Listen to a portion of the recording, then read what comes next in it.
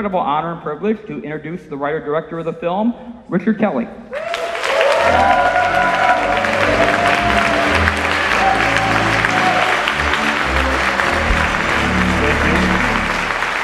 Thank you for that lovely introduction. It means a lot to be back here 10 years later. This movie was released in 2007, and that was after it premiered at the Cannes Film Festival in 2006. And it took us over a year to get the movie finished after a somewhat disastrous screening at the Cannes Film Festival. But we got there. We got in competition, and we put the amazing Dwayne Johnson on that red carpet at Cannes. And I could not be prouder of his performance and all the performances that all of these wonderful actors gave for me and delivered for me for this crazy movie that was a huge risk. And we had to bring in college interns to try and best finish the visual effects. And it was just like a huge struggle to get it finished. And it's still not finished. When I watch it, I still see things that are missing or things that are incomplete, but I'm so proud that we got as far as we did with it. And this 35mm print is pretty beautiful. And there is an issue just with the reel changes on prints. You lose a couple seconds, and from reel 1 to reel 2, Justin Timberlake's voiceover gets clipped on the ice cream truck, so that's not like a mistake. It's just the fact that prints, you lose a couple seconds. But the movie is so dense with information, and balancing it out, it was just like, there's just so much, where someone's going to lose information when they watch it on a 35mm print. But beyond that, I'm astonished that we're here 10 years later, and this film is still connecting with people. And after the news of this week, what is happening? I mean, but you're here, and this is like a church to me, a movie theater, and get ready to decode the book of Revelation. We'll talk afterwards.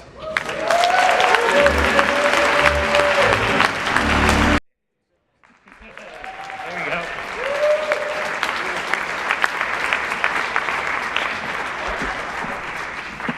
All right, let's bring Richard Kelly back up. Here's Peter back too.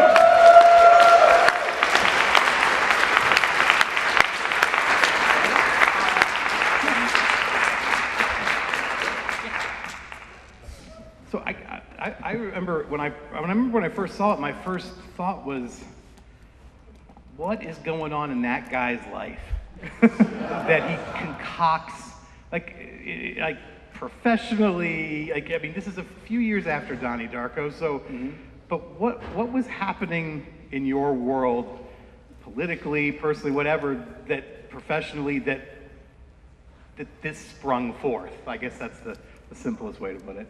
Well, we shot this film in late summer of 2005,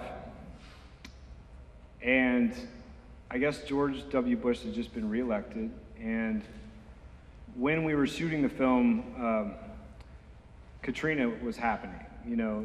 There was a lot of anger, and there was a lot of a feeling of post 9/11 anxiety, and the war in Iraq was raging, and there was a lot of people dying, and there was a lot of just anger about these things that we were witnessing. And we were in Los Angeles, and it was this beautiful summer, and we were making this big, aggressive statement of a film. And I just felt like when you're going into your second film, coming off of the first film that was gaining traction each day, I felt like I needed to put everything into this, and everything gets bigger and becomes bigger. And it's my dad, who used to work for NASA, told me about this term called scope creep. If you've heard of it, it's when they were at NASA and they were working on a project, scope, like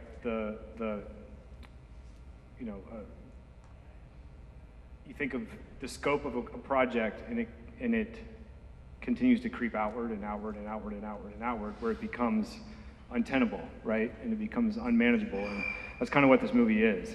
It just kept getting bigger. And there were graphic novels and a website, and and it's still not finished. Did it feel like that when you were making it? That it was out of out of control? Yeah, I had bitten off more than I could chew, and every day it was like, let's just get through the day and not choke to death. Well, watching it now, because I watched it a couple weeks ago to prepare for this, and what's really fascinating watching it now is that obviously at the time when the movie came out, it was sort of like like an alternate history or an alternate future and all that, and now as you watch it now, it's a film where the future is not really that much alternate now anymore between that and reality, because I mean between obviously with the NSA with the whole wiretap thing between that, or even to the point where you have people where you have the sort of quasi celebrity thing with Crystal now, where she's branding herself and everything. And I mean, which seemed kind of outrageous at the time, and now that's that's something that hardly even gets noticed anymore. I was just curious, thinking about the fact that you basically predicted a whole ton of really creepy stuff. And who do you have for the World Series this year? I don't have the CPU left up here to even memorize any sports stuff. I like watching sports. I love watching football. I love watching tennis, and to a lesser degree, baseball and basketball. Basketball drives me a little crazy. There's something about it. It's about it gives me anxiety watching it. But to answer your question, I don't know. I think I was just looking at patterns that I saw forming, and we were talking about it outside earlier. Is that Bush issued these mandates and these statements where he declared the axis of evil, right? Those 4 countries that we bomb at the beginning of the film in the montage, that's the axis of evil. So you don't even mention the country that supposedly that bombed Abilene. Right. That's sort of left a mystery. But it's almost like it was almost preordained that there were these mandates in place, and there was this Patriot Act, and there were these things that just felt, in my mind, logical. At the time, it felt logical that they're probably spying on us.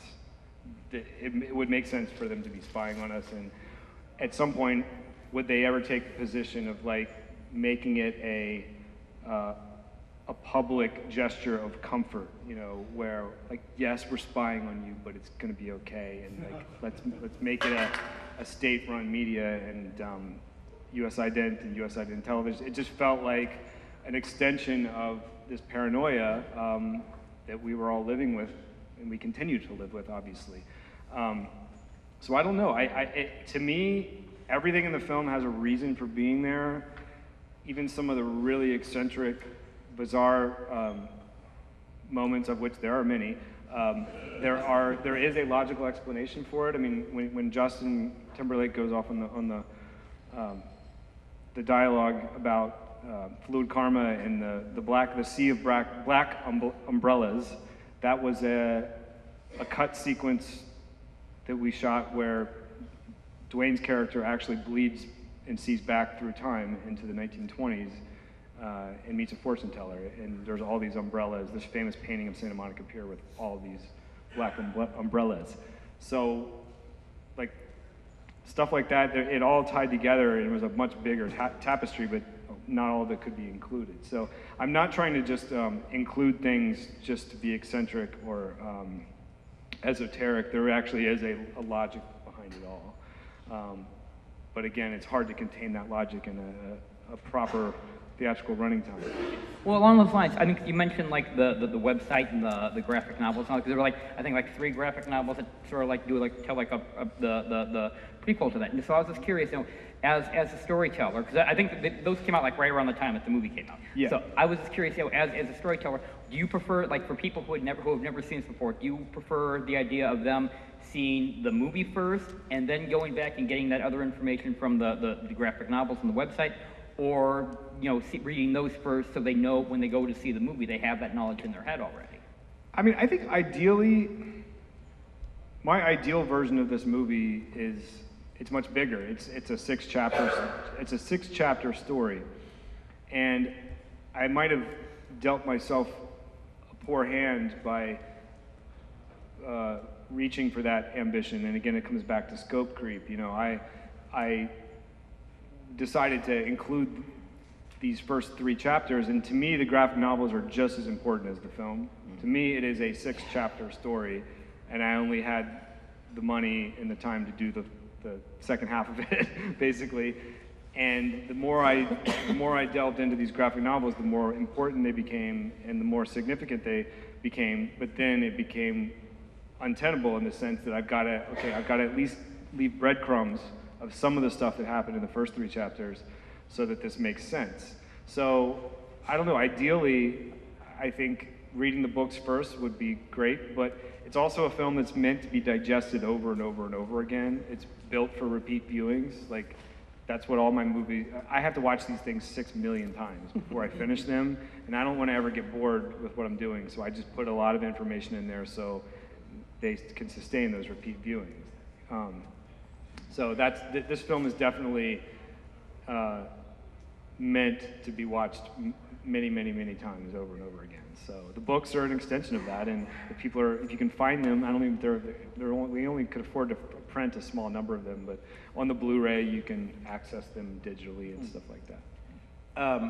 Did you? I don't want to bring up too many bad memories about this film, but I'm fine. The can version of this was longer, unfinished. You mentioned unfinished.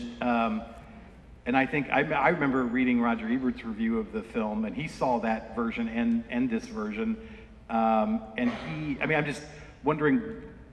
I'm guessing ultimately you would have rather have not shown that version at the time, or especially not in competition. But. Well, it was tough. Well, we were awarded a competition title, and I will be proud of that honor and that they offered that to us. I remember, I think it was my attorney at the time said, Richard, getting in competition at Cannes was the best thing that ever happened to you and the worst thing that ever happened to you. Because once you're in, and you can't back out, especially with a movie like this, which we needed it, but at the same time we were going to suffer for it. And I don't know. I mean, the things happen, and you just got to do your best. And we did not have enough money, and we didn't have enough time to finish the movie, and we did the best we could. And there's a lot of stuff in the longer Cannes version, a lot of footage that I would love to put back into the movie, but at the same time there was stuff that was still missing. We didn't have time to finish. So. Other people have gone to Cannes in competition with unfinished versions of movies. Inglourious Basterds was Quentin continued to re-edit after Cannes, and there's been other films that, like Apocalypse Now was famously, unfinished. Yeah, but again, we got in competition at Cannes, and one of the proudest moments of my life was getting to put Dwayne Johnson on the red carpet at Cannes, because he deserves to be there. He's that good.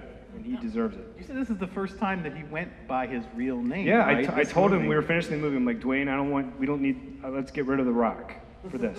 He's like, yeah, let's do it. There was not a moment of hesitation. He's like, Dwayne Johnson, sure, this will be the first time. Yeah, I wanted to ask about because obviously they got this great eclectic cast. And one of the interesting things is that in many of the cases, you've cast the actors are being cast in ways that sort of subvert their personas. Like you have Dwayne Johnson, who's he basically all he was had done was action things at that point, and Sean William Scott was basically Stifler. Timberlake, had Timberlake done any movies at this point? He had done Black Snake Moan. He had done the Cassavetes film, the true crime film. Alpha Dog. Alpha Dog. Maybe one other movie. Okay, but so basically, he was still thought of as a pop star. Like Mandy Moore, who's great in the movie. I love her in the movie. She was basically, the pop star who wasn't Britney Spears. Then you have all the, you have the Saturday Night Live people in it. Lovett's playing, the evil badass. And I just, wanted you to talk about the casting and also when you were writing. Were you writing for any of these specific people? Well, there was a specific design principle in casting the film where I wanted people from different facets of pop culture, people who had a cultivated fan base from something that was slightly left or right of the mainstream cinema, in the sense of, as you just explained, pop music, Saturday Night Live, cult 80s status, Curtis Armstrong and Zelda Rubinstein, and Highlander, Christopher Lambert, who's a wonderful actor, and Wallace Shawn, you know, and people who had this sort of, and to me, these are all incredibly talented actors, every single one of them. They are all incredibly gifted, but they came from maybe a place of pop culture kitsch or something, you know, or there might be certain actors who exist in a more specific mainstream channel, you know, and these people are like a slightly outlier channel, I guess I would say. And it was I was very aggressive about, like, let's go after as many of these wonderful people, and let's. It was almost like an Andy Warhol philosophy, I guess. I don't know why I bring him up, because it's not specific to the films that he made, but the idea of celebrity being a part of the experience, and a lot of these people were playing these weird reflections of their celebrity image in the roles that you see them play. More like funhouse reflections. Yeah. That being said, did you get a sense that these actors got what you were doing? Like, did they understand this as they were doing it? Because it sounds like there were times when it was a little fast and loose. Oh yeah, it was. But were they just game as hell, and like, or did? I think they were. They trusted me. They agreed to do the role, and I had very specific direction for each and every one of them, and I think they at least understood what their role was, and that I was able to give them enough direction to do improv and to be funny and as for the whole big picture, I think probably a lot of them are, and on every movie that I make, it'll probably be that way, you know, where no one can understand what's in the director's head, and you got to understand a lot of these actors are coming in for 3 days or 2 days. You know, on Donnie Darko, Noah Wyle was there for 2 days, and he probably didn't see the big picture. I don't think anyone on Donnie Darko saw the big picture of what Jake was there through the whole. Jake did, because Jake had to be in my brain and was deeply involved. So I think with this, it was Dwayne, Sean, and Sarah were like the center triptych. You know, they were the leads of the movie, and then beyond that, you have Justin and Mandy, and then you start getting into a deep reservoir of endless supporting roles. So I think the smaller the role, probably the more mysterious it became. And were there any people you were trying to get that you couldn't get in? There were 2 notable, and again, all the actors that I was lucky enough to work with in this, wouldn't change a thing. The John Larroquette's role, Von Smallhouse, I originally offered it to Rick Moranis, and had a long phone conversation with him, and he was just did not want to come back to acting, and he couldn't commit to doing the role. And then Will Sasso, who plays Fortunio Balducci, who is the kind of mysterious neo-Marxist sort of security dude. Originally, I wanted Artie Lang from the Howard Stern show to play that role, but he couldn't get out of his contract with Howard to do the role. I mean, I guess like the scene that everybody, even if they don't like the movie, they love the musical sequence with the Killers song, and that song was not a vintage song. That was a brand new song then, and very expensive song. What was the process that you took to get that song? And well, we shot it without having the rights. And it was 4 hours on the Santa Monica Pier, which is very expensive. To rent out and shut down that arcade on Santa Monica Pier is not cheap. All the money in this budget went into locations, which I'm proud of, because I love being on locations like that. But so it was 4 hours of our day at Santa Monica Pier, and we had Justin for 1 day to do all those scenes, and we did not have permission to use that song. And we did 4 takes of every one of those Steadicam shots. And I did one take where he didn't lip sync just as a backup, knowing full well that the sequence would not work without that beautiful song. It would just, I mean, maybe we could have found a different song, but I don't know. It was written with the lyrics to that song having tremendous meaning. And by the end of the 4-hour shoot, within our 16-hour day, that crazy day, the producers came up to me and they're like, Richard, this is kind of incredible, we get it. Like, we gotta figure out how to get this song. Like over the 4 hours, they went from being like furious with me to being like, okay, Richard, this is kind of awesome. Like, we can already see how awesome this is. Like, let's send this to the Killers, to their management company, and let's beg them to please help us out. And they did. They helped us out. Well, I mean, speaking of musical moments, you've got a songwriting credit of your own in this film. Oh, God. So, tell us a little about the creation of the song, of the classic song "Teen Horniness Is Not a Crime." My first and last songwriting credit. I think we were just trying to come up with just a ridiculous kind of statement from Krista, because she had to be multi-branding. She had to be branding across multiple platforms, including a pop song, and it felt like it needed to be like this political statement about like someone who decides to do porn at age 18 or 19 and they have to pay for it for the rest of their lives and they can't get a job or it ruins the rest of their life, and sort of she's like saying it shouldn't have to be that way. Like, people who make that choice shouldn't be pushed out to the fringes of society, and then it became like a political statement about like making these ridiculous lyrics, and it just was meant to be incredibly ridiculous. And I think the pitch to Sarah was like, well, listen, remember when Mark Wahlberg did it in Boogie Nights, that song he recorded? And Sarah was like, Richard, can we please have someone else sing this? Like, she's like, I don't want to be a singer. I'm not trying. She's like, but I'm like, that's the point. Even if you sound like, even if we do like the Britney, whatever the technology that auto-tune, like, it'll be funny. It's a comedic performance. It's meant to be. And I appreciate that Sarah came in and did the recording, and she was not a happy camper. I think she wanted to like murder me that day.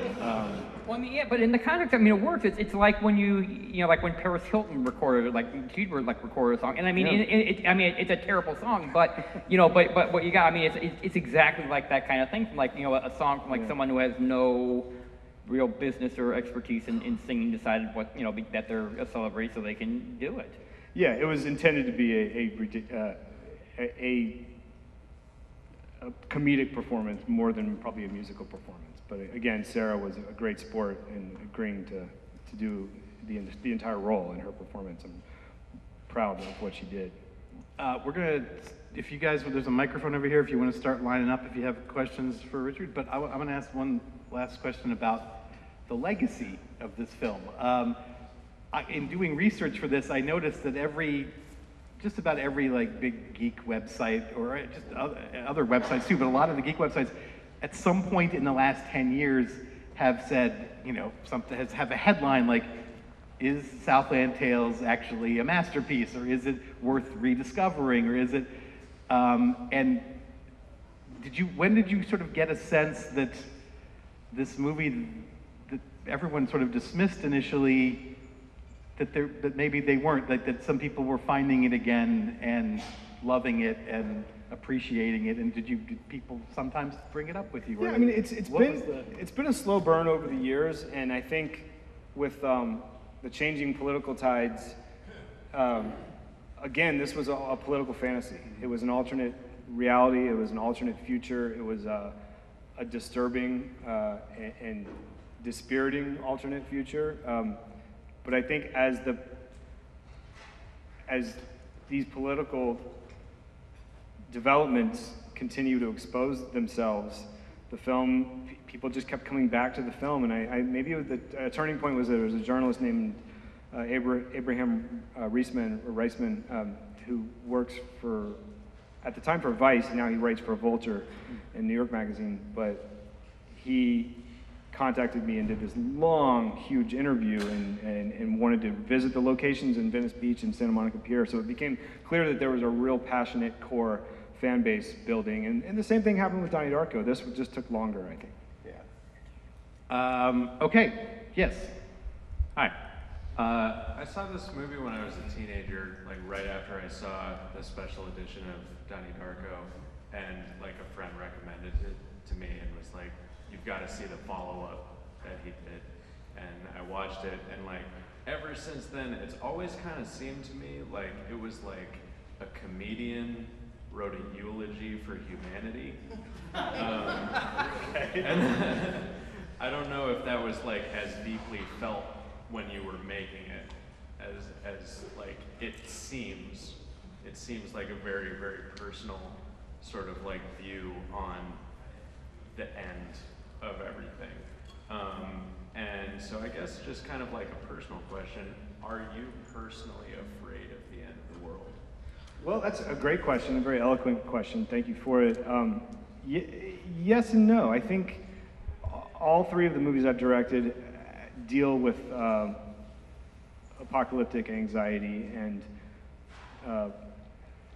larger religious and scientific themes coming into collision with each other. And I think that the idea of the apocalypse is something that everyone processes. We all have anxiety about where the world is headed. We wonder how long it will last. We wonder if it'll still be around for our children and our grandchildren. And just look at the developments, go on Twitter, you can just see this apocalyptic anxiety everywhere. So yeah, all the films that I make are probably addressing that, but I'm trying to find catharsis in it, you know, and it's difficult for me to even watch the opening of this movie and thinking about a nuclear bomb going off. And that's my aunt's house where we shot the opening of the movie. It's like my family is literally in the opening of the film, and I'm like nuking my family.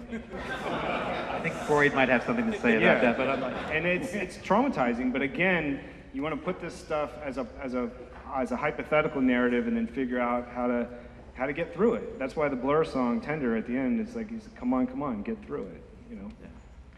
So. Thanks. Who's next? Hello. I was wondering if you could talk a little bit about it, just like a high level, what it was like to work with your main trio of actors. I know for me specifically, I love Dwayne Johnson's performance in this film. One thing that's always stood out to me is the things he does with his fingers constantly throughout the film. Blows my mind every time I see it. Could you just talk a little bit about what it was like working specifically with Dwayne Johnson and getting this amazing performance out of him? How did that come about? I think he was normal human size. Well, I mean, again, getting to work with Dwayne was one of the highlights of my career, and he's extraordinary. And I sat down with him for the very first time in the spring of 2005 at the Firehouse restaurant in Venice Beach on Main Street, Santa Monica. He had just finished working out at Gold's Gym, and he ordered like a steak and like 8 scrambled eggs and devoured it in like 10 minutes. And I had my Mega Zeppelin schematics designed by Ron Cobb, the brilliant conceptual artist, and like I was showing him in my visual presentation, and he said yes immediately, just said yes, and he trusted me. He trusted me, and I saw in his eyes the biggest movie star in the world, and a great actor too, a truly great actor. And he listens. He's a great listener, and he can take direction. And if you give him hyper-specific direction, if you say to him, "I need you to memorize this 8-page monologue. I need you to do a backflip, land on one leg, and then break down and cry," he will go back to his trailer. He'll figure it out, and he'll come and he will execute it flawlessly. Because he's a trained athlete, and he had this wonderful training from being in the pro wrestling. He was this incredibly charismatic performer going back to his pro wrestling days and stuff. So he's just incredibly talented and versatile, and I'm excited to see more from him. I think he deserves everything. He deserves much more than I think maybe what he's being offered, but I think the sky's the limit for him now. So, Thank you. Does he deserve the presidency? Man, I want him to be happy, and I don't know if being president and being happy at the same time is possible. I want happiness for him. Yeah. Hi. First, thank you for being here and doing this. Super cool. Thank you for coming. So when I watch Southland Tales, I get shades of Dr. Strangelove with the black humor, mixed with like a little bit of Lynch, but we have the liberty of having you here, and we can ask you, what were your direct influences from film for this, or like what you wanted to maybe pay particular respect to? Well, I mean, there's a myriad of influences. Filmically, Kiss Me Deadly, which is the Robert Aldrich film noir, but you haven't seen it. It's a masterpiece. There's a clip of it. There's footage of. We licensed Kiss Me Deadly. Sarah Michelle Gellar is watching it in the Hermosa Beach mansion, and then you see footage of it on the Mega Zeppelin. So I feel like I was trying to make a sequel to Kiss Me Deadly with this movie in a certain way, and that Well, they're both apocalyptic LA stories. yeah, so yeah. LA noirs, and Dwayne actually studied Ralph Meeker's performance in creating Boxer Santeros. And when he goes into Jericho Kane mode after the schizophrenic shift, he starts to mimic Ralph Meeker from Kiss Me Deadly. So he studied that film, and that was very specific. And then, I mean, there's T.S. Eliot and Robert Frost and all the poetry, and then you get into Philip K. Dick, obviously, and Flow My Tears. The Policeman Said, John Lovitz even says Flow My Tears, which is a reference to that novel. And so I would have to really lean hard on Philip K. Dick, because he obviously did a lot of Southern California alternate future drug conspiracy tapestry type films that you can see the influence here. Was Thomas Pynchon, was that one? Because I even said to him, before this, is that, if you had to do a novelization of the film, he'd be like about the only person who could actually write it and do it justice. Yeah, Pynchon, absolutely, and maybe a little bit of Vonnegut. Any satirist who uses science fiction as a means of social criticism and alternate future hypothesis, I guess. Thank you. Thank you. Okay, that was kind of my question, but I'm going to piggyback on it and make it work. I've been super in love with this movie since I saw it like 10 years ago, and part of the reason I love it is it plays up so many influences from like everything that was just mentioned, but it doesn't feel like you're wearing it on your sleeve. Like, you take it and you really make it your own thing, and it makes the story really interesting. And I'm wondering, at what part of the creative process, basically, how do you play your influences up? Are you doing it when you write the script? Does it happen when you're directing? Is it both? I will have to give a lot of credit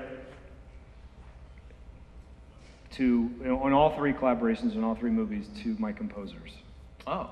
I would say my composers, because on all three movies, I worked with them very early from the beginning, even before we started production, to map out the music and the musical component of the film. And so I have to give a lot of credit to Moby, because he was brought on very early in the process, and he recorded almost all of the score for the film before we started principal photography.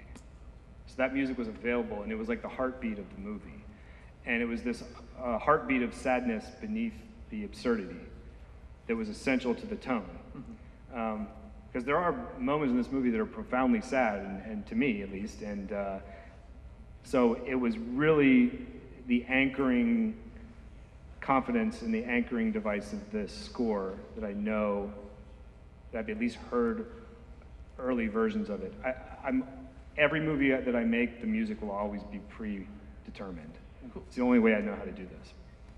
Thank you so much. We only have time for a couple more questions because we got a midnight show, but Richard has said he will hang out in the lounge if you guys want to chat him up.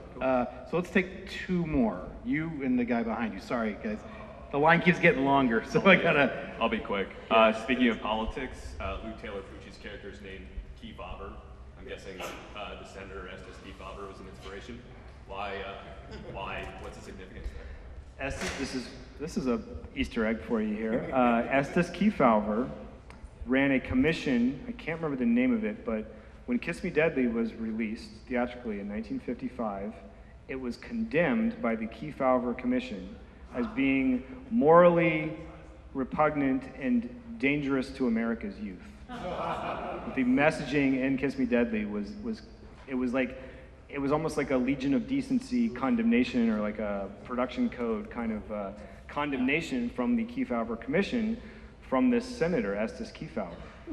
And so we named Martin Kefauver that name as sort of a tribute to that. And if you look into history, Kefauver actually ended up being on I think, maybe on one of the vice presidential tickets that lost. Stevenson, yeah. Right. And it all fell apart for him. A lot of artists banded together to fight against what Kefauver was trying to do. And he lost, and he was defeated. And maybe that'll happen again to a certain individual. Thanks. Hi, I watched Donnie Darko again this morning to prepare for this, and I was struck by and kind of moved by the way you sort of start with a lot of the characters in that film as caricatures, so these broad kind of sort of types, and then you sort of move past that throughout the film, sort of like moving through this sort of teenage tunnel vision, you know, pushing in on Shrita Chen, sitting underneath the mascot, and just sort of finding these people. And I think here there's something kind of similar. I'm sort of wondering from what sort of emotional standpoint you come to creating your characters. Well, I like to all think of them as fully formed human beings, and it's important to make sure they all sound different. You don't want your characters to all speak in the same voice, and if your characters all sound like the screenwriter, that's a problem. They should all sound like fully formed individuals, and a lot of it, again, it's giving the actors some homework and letting them individualize it and make it specific and craft it to who they are. So a lot of what I'm doing is asking the actor to bring something significant to the table, and it's almost like it's got to be a real collaboration. You know, you got to kind of empower the actor to be kind of the ghostwriter or the uncredited script doctor to their own character, I guess. So that's kind of where I come from. And then if I'm lucky enough to work with the right actors, then they can respond favorably to that, I guess. Normally this time of the Q&A, we tell you when it's coming out and to tell everyone to go see it. But this is not coming out again. Tell them to go see it. Yeah, you should. But I was going to say, spread the gospel that this is actually The memory a masterpiece. gospel. That's right. Tell people, and maybe I'm going to steal one of. And maybe I'll make another goddamn movie sometime. Yeah, that's what my point. I promise I'm working on a ton of stuff. It's just expensive. But I'm going to steal one of Peter's questions, because the real last thing I want to say is, if someone gave you the chance to finish this and put stuff back that you took out and just get I guess for lack of a better term, the director's cut of this, would you do it? Like, fuck yeah! Yes. So that's why sort I'm of here. the reason. That's sort of the reason you need to talk about. The only it. reason I joke. The only reason I'm still in the business is because I just want to finish Southland Tales.